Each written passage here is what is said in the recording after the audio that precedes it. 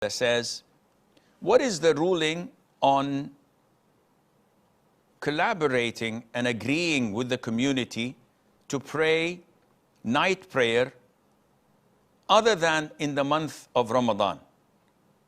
And some of them may dedicate it to the Muslims in Palestine or the Muslims in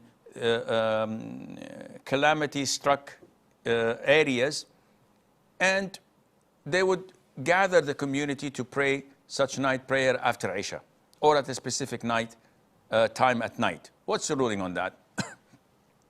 The ruling is that the scholars such as Bin Baz, Ibn Uthaymeen, and the trusted scholars said that it is proven in the Sunnah that the Prophet ﷺ occasionally offered night prayer with some of his companions without any prior planning in his home, as in the hadith of Hudayfa ibn al-Yaman, Ibn Mas'ud, Ibn Abbas, may Allah be pleased with them all.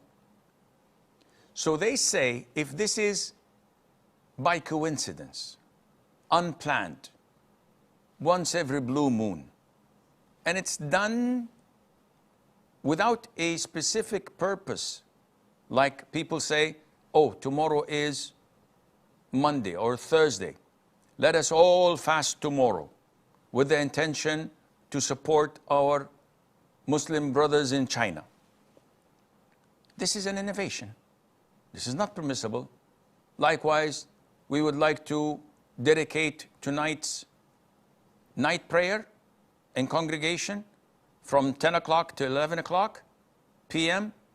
and dedicate it for the survivors of the earthquake in XYZ country. This is an innovation by no doubt.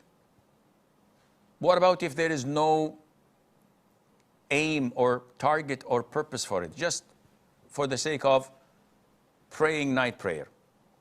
The scholars say that if this is once every blue moon and it's not something that we call the whole community for, rather it's one or two people gathering in someone's house, there's no problem in that. But to dedicate Wednesday night, the 20th of the month, at 11 o'clock till 12 o'clock, the whole community joins and gather in a masjid to pray night prayer. This is an innovation. It was not done at the time of the Prophet ﷺ in other than Ramadan.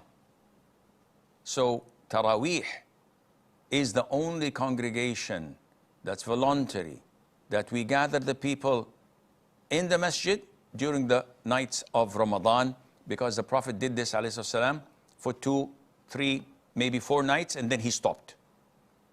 And when he was asked, he told them he was afraid that it would become mandatory. So it was not prayed till he died.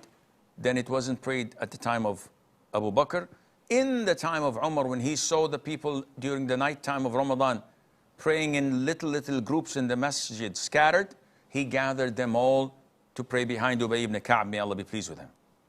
So he gathered them all behind one imam, as the time of the Prophet ﷺ for 3 or 4 nights. So he revived the sunnah.